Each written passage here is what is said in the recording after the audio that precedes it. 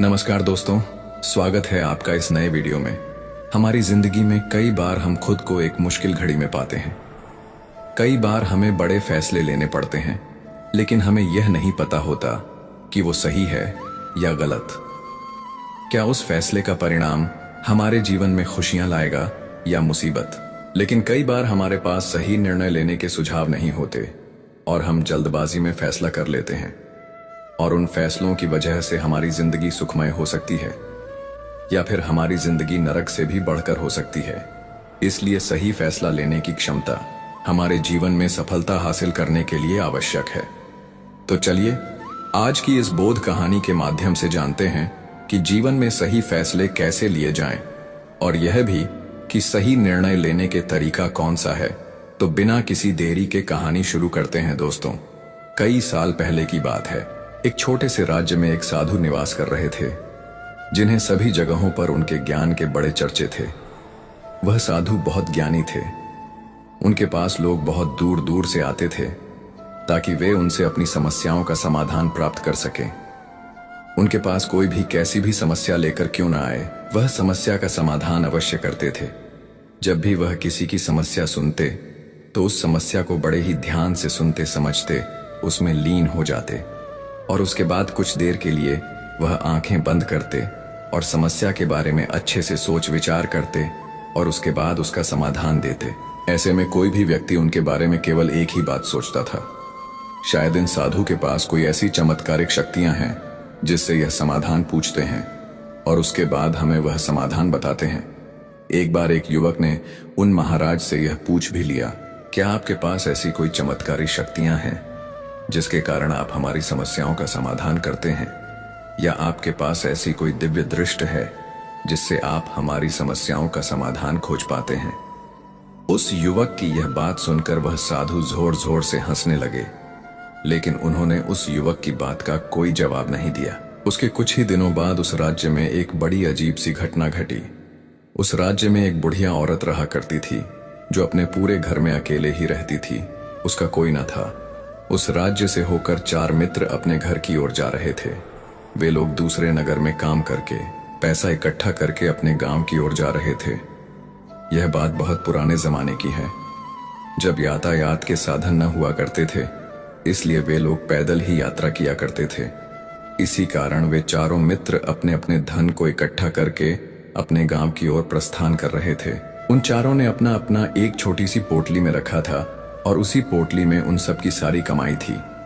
तभी उन चारों मित्रों में से एक मित्र कहता है, मित्रों, इस तरह से यदि हम अपना धन अलग अलग रखेंगे तो इससे हमारा धन चोरी हो सकता है।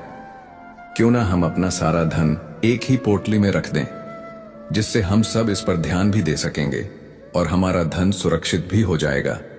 और जब हम अपने गांव पहुंच जाएंगे तो हम वहां पर अपना अपना हिस्सा इसमें से ले लेंगे। उन तीनों मित्रों ने उस युवक की बात मान ली और वे सभी मिलकर अपना एक ही पोटली में रख देते हैं और वे सभी मिलकर अपने गांव की ओर आगे बढ़ते हैं। चलते चलते काफी समय बीत चुका था और अब रात्रि होने वाली थी। तभी आगे चलकर रास्ते में उन्हें एक घर दिखाई दिया जहां पर एक बूढ़ी औरत रहा करती थी। रात्रि का समय भी हो चुका था और उन चारों मित्रों को रात रुकने के लिए कोई न कोई जगह की आवश्यकता भी थी। ऐसे में उन चारों ने मिलकर यह योजना बनाई कि वह लोग आज रात इसी घर में ठहरेंगे। इसलिए वे चारों लोग उस घर की ओर आगे बढ़ते हैं। उस घर का दरवाजा खटखटाते हैं। तभी सामने से एक बूढ़ी औरत दरवाजा खोलती है और उन चारों मित्रों में से एक मित्र हाथ जोड़कर उस बूढ़ी औरत से कहता है, माता जी, हम अपने गांव की ओर जा रहे थे, लेकिन यहां रास्ते में ही रात हो गई और अब हम इतनी रात में सफर नहीं कर सकते। इसलिए हमारी आपसे विनती है कि हम आपके यहाँ पर एक रात रुकना चाहते हैं।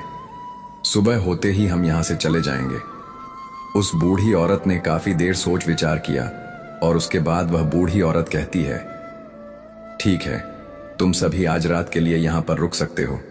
मुझे कोई दिक्कत नहीं। मैं खाना बनाने जा रही हूँ, कहो तो तुम लोगों के लिए भी बना दूं। उन चारों ने सहमति जताते हुए कहा, हाँ बिल्कुल। उसके बाद उन चारों मित्रों ने धन की पोटली उस बूढ़ी औरत को थमा दी और कहा, माता जी, इस पोटली में हमारे साल भर की कमाई है। हम चारों ने अब तक का अपना सारा कमाया हुआ धन इसी पोटली में रखा है और अब हम इसे आपको सौंपते हैं क्योंकि यह हम चारों से ज्यादा आपके पास सुरक्षित होगा।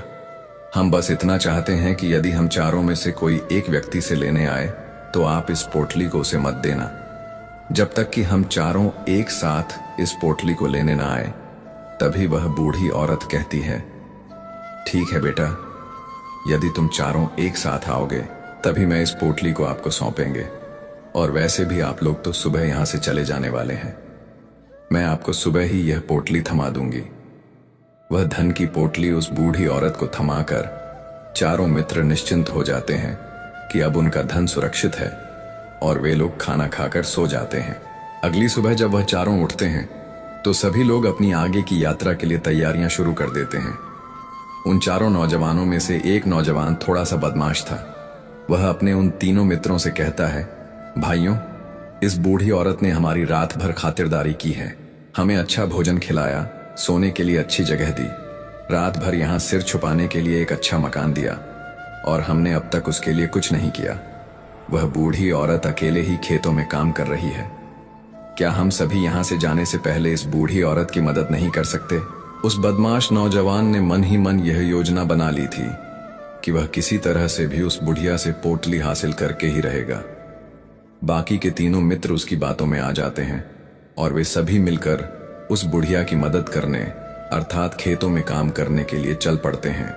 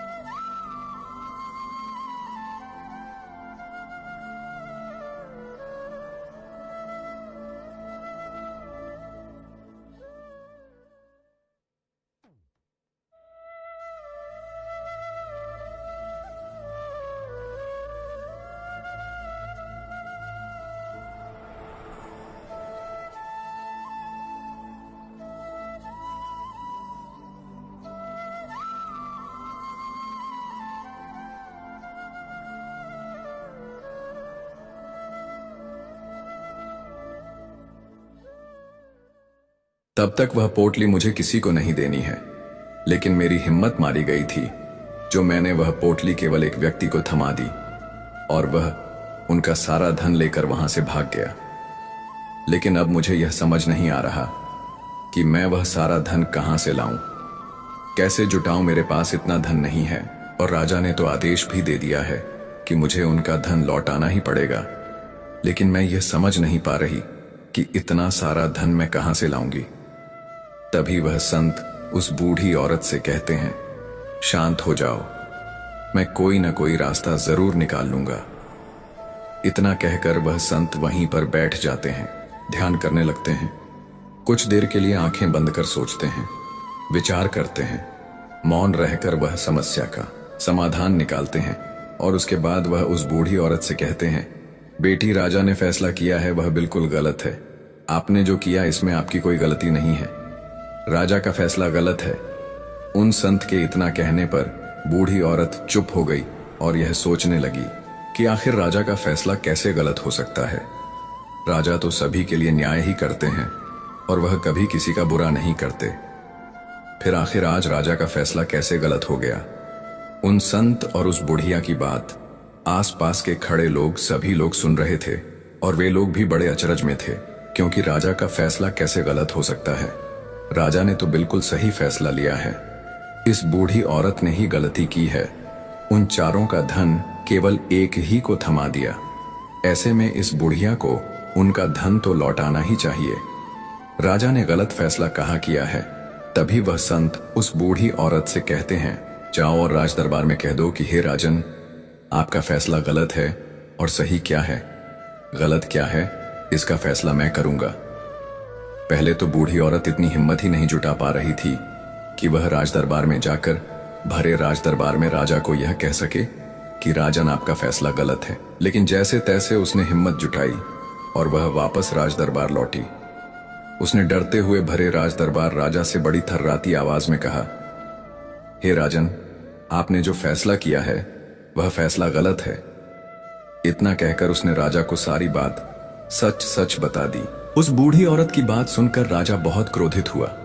राजा ने उस बूढ़ी औरत से कहा, कौन है वह संत जिसने मेरे फैसले को गलत बताया है? क्या उन्हें नहीं लगता कि मैंने सही निर्णय लिया है? मैं हर रोज कई निर्णय लेता हूं, कई फैसले करता हूं, लेकिन आज तक कभी किसी ने मुझसे यह नहीं कहा कि मेरा फैसला गलत है। यदि उन संत ने मुझे सही फैसला न सुनाया, उन्हें फांसी की सजा दे दूंगा। यह बात पूरे नगर में फैल गई।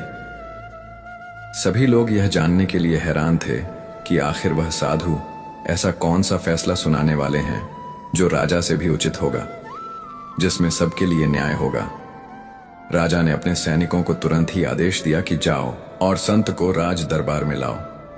राजा की आज्ञा के अनुसार वे सैनिक तुरंत ही उन संत को लेने के लिए निकल पड़े। वे लोग कुछ ही देर बाद उन संत को लेकर राज दरबार पहुंचे। राज दरबार में सभी लोग उपस्थित थे और सभी लोग उन संत के फैसले का इंतजार कर रहे थे। उन संत को देखकर राजा कहता है, महाराज, आपको ऐसा क्यों लगता है कि हमने जो फैसला किया है वह गलत है? इस बुढ़िया ने यह वादा किया था कि वह चारों लोगों को एक साथ ही वह पोटली जमाएगी। फिर आखिर उसने अपना वादा क्यों तोड़ा? इसने यह गलती क्यों की कि इसने केवल एक ही को पोटली थमा दी और वह उनका सारा धन लेकर यहां से भाग गया? तो क्या इसमें इसकी गलती नहीं है? क्या इससे इनका धन नहीं लौटाना चाहिए? इस पर वह साधु बड़ी विनम्रता से राजा से कहते हैं, हे राजन, ये आपका फैसला था, लेकिन मैं आपसे कुछ कहना चाहता हूं। इस पर राजा कहता है, ठीक है, कहिए आप क्या कहना चाहते। इस पर वह साधु बड़ी विनम्रता से राजा से कहता है, हे राजन, जैसा कि वादा किया गया था कि पोटली एक साथ उन चारों को ही दी जाएगी, तो अब भी तो यह केवल 3 है, चौथा कहां है? तो इनसे कहिए कि यह लोग यहां से वापस जाएं और अपने उस चौथे मित्र को यहां लेकर आए, तभी इनका धन वापस किया जाएगा।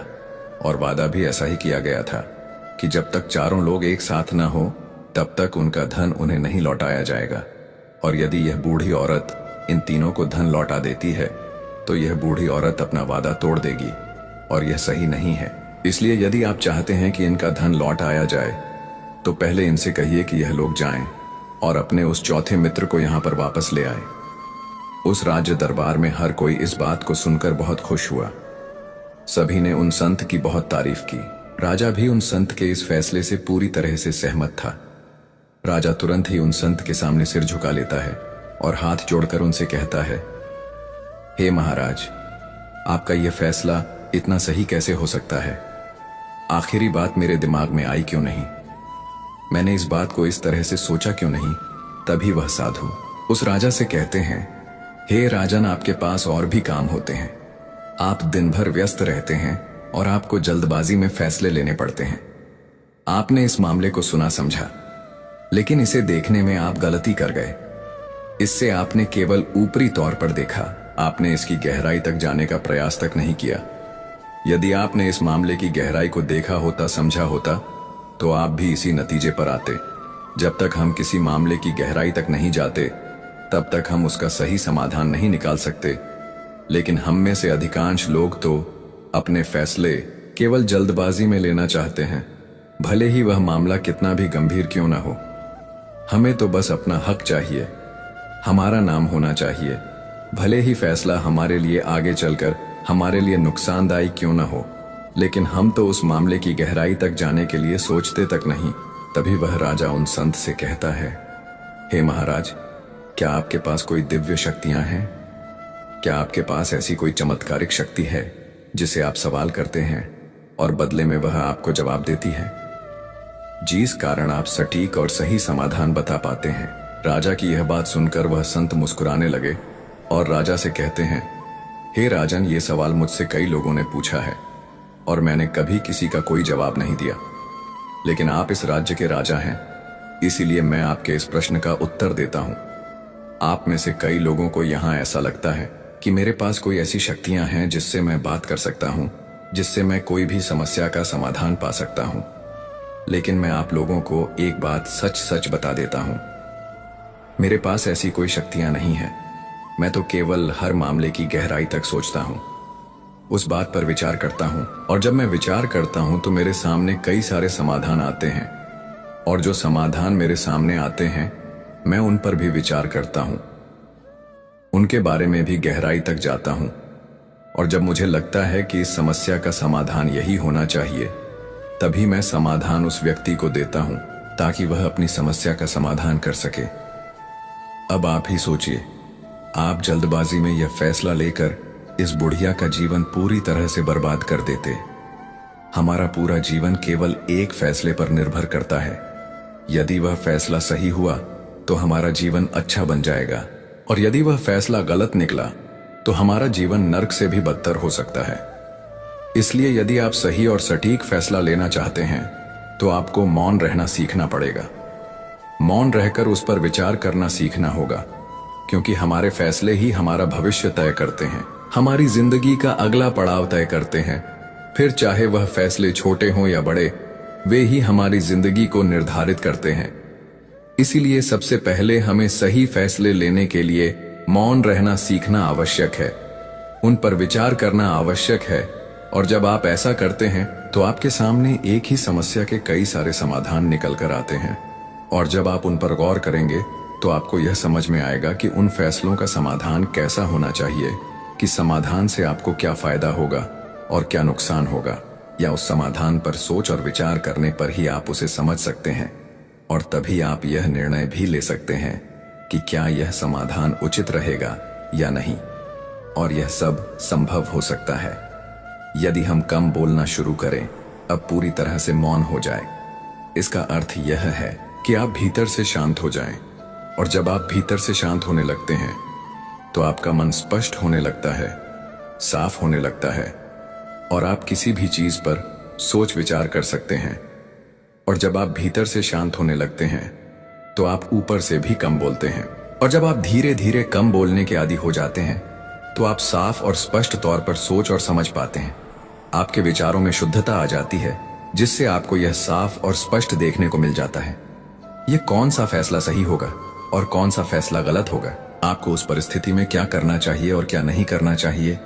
लेकिन हम में से अधिकांश लोग अपने आप को सही साबित करने के लिए, अपने आप को ऊंचा साबित करने के लिए अत्यधिक बोलते हैं, और इतना बोलते हैं कि हर कोई उनकी बातों को गंभीरता से नहीं लेता। उन्हें ऐसा लगता है कि मानो ज्यादा बोलना ही हमारे लिए हमारा शस्त्र है, लेकिन वह यह भूल जाते हैं कि वह अत्यधिक बोलकर मूर्ख बन रहे हैं।